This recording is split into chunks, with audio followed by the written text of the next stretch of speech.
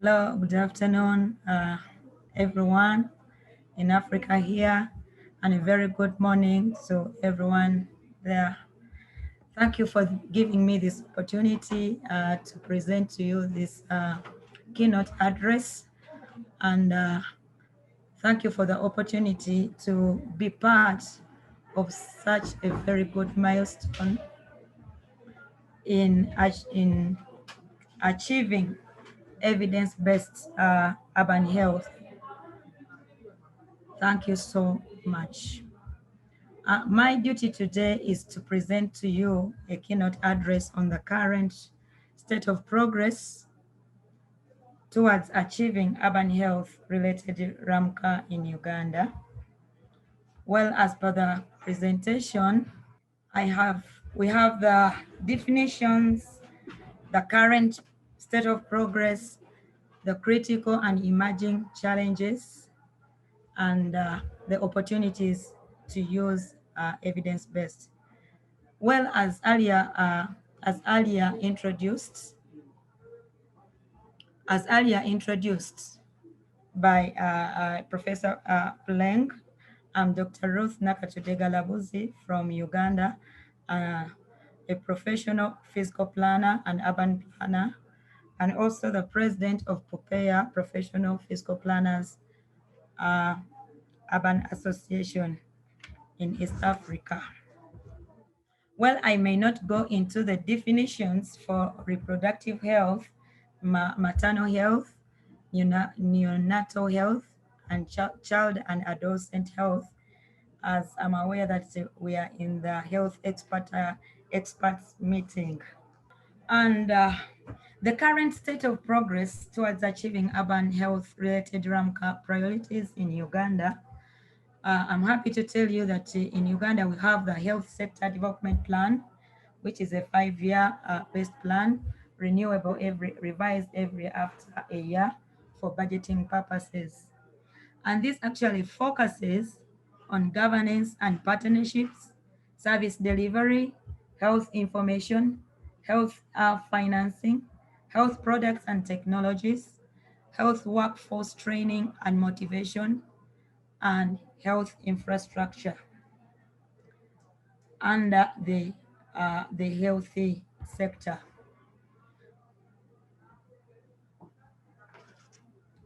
But if we look at the current or the critical emerging issues or challenges, if we go back to the demographic representations that I gave you, in Uganda we have a rapid population growth.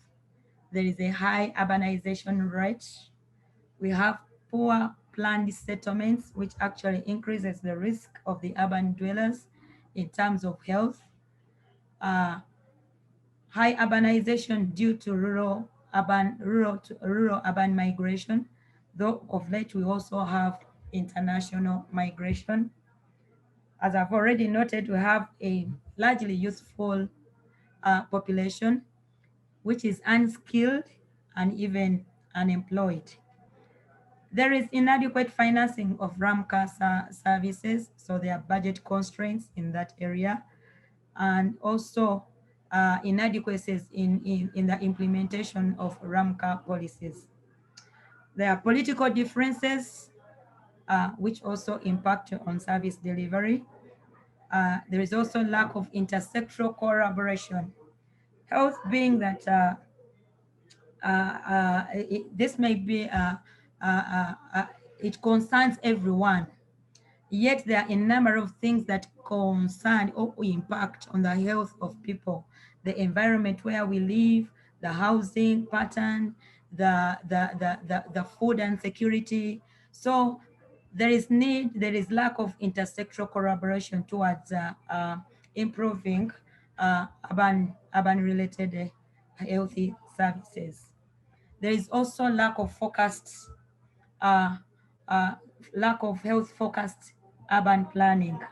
This one, I mean, in terms of distribution, planning and distribution of healthy facilities in the different localities. As we plan, do we plan according to the population demands our services really offering services to the urban dwellers as they should be in the different clusters of the healthy facilities. So we need to look so much into this, the urban the health focused planning. It is not something that is common, but as Africa, I think we should look into this direction.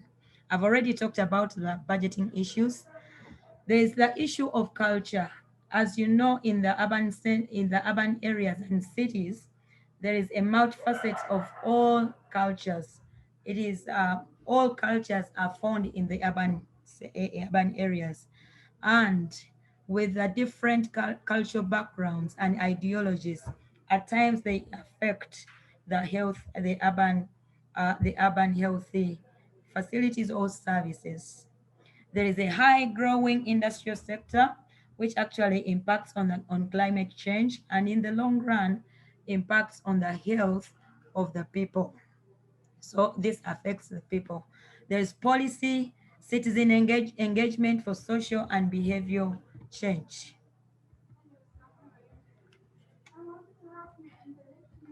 But what are the opportunities to use evidence in informing action?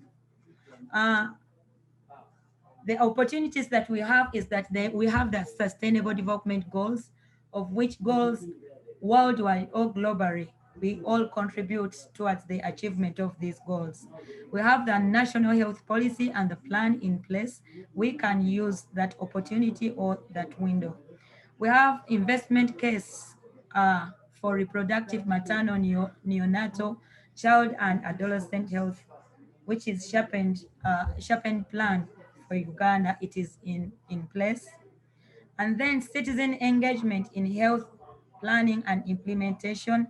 There are avenues which we can engage which we can use to engage the urban citizens.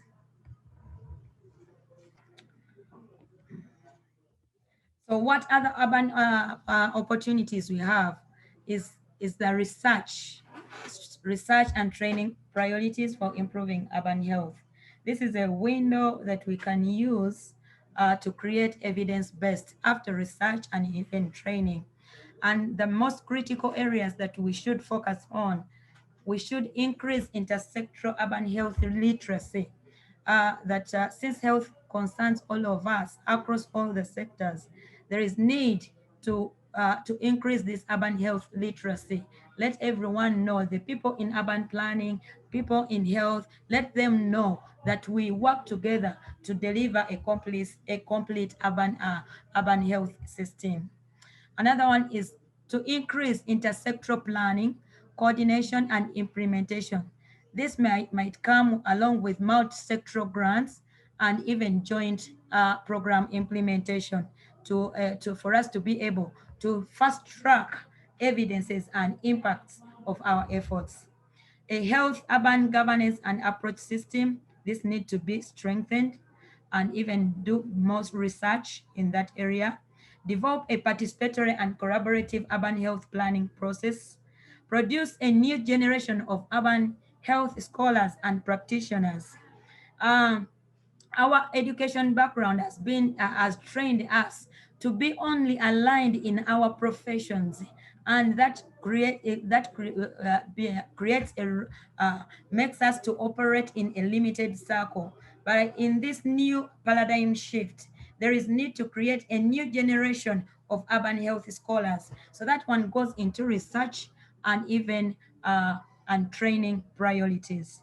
Promote urban planning and health focused planning. That one I'll still stress as an urban planner that everything starts with planning. Without planning, we cannot achieve better health, or because it is planning that provides the improved quality of the urban dwellers.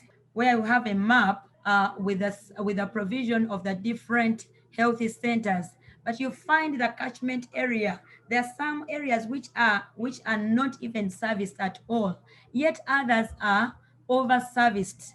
So with planning and with multi-sectoral collaboration. This can help us to provide equitable service distribution, and even help us to utilize the scarce resources that we have, but also making informed decisions because of the existing information. So what opportunities do we have to inform action?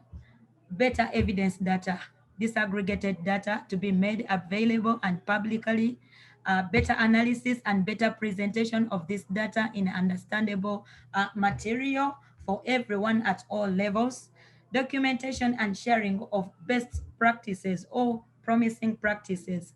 Policy, we still need to develop more policies that can help us. Coordination and partnership, very, very critical in ensuring that we get the multi-stakeholder engagement. So what opportunities do we have? What methods do we have to use? We have to conduct periodical surveys. For example, now for us, for population, it has taken us time, but there must be periodical surveys within the health sector, within the other coordinating or integrating sectors.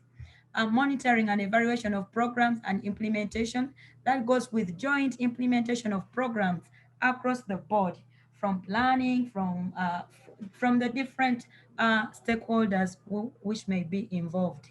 Policy reviews, because we are living in a dynamic world, there are always paradigm shifts. So we need to to move at the same pace by reviewing our policies. So what policies opportunities do we have to inform action? One is advocacy. This platform is one of the avenues that we can use to advocate for the evidence-based research or information to improve urban health. Capacity building at all levels within the health sector, but also within the multi-sectoral coordination, in order for all of us to understand that the final health product that we deliver to the local people has a holistic approach that combines all the facets in the built environment, which is finally reflected in the health of our people. And with that, I want to thank you very much for giving me this opportunity. I want to conclude by saying that penguins work together and rejoice together. Let us work together in this endeavor to achieve sustainable urban health. Thank you very much. I remain Dr. Nakatudde Ruth Galabuzi.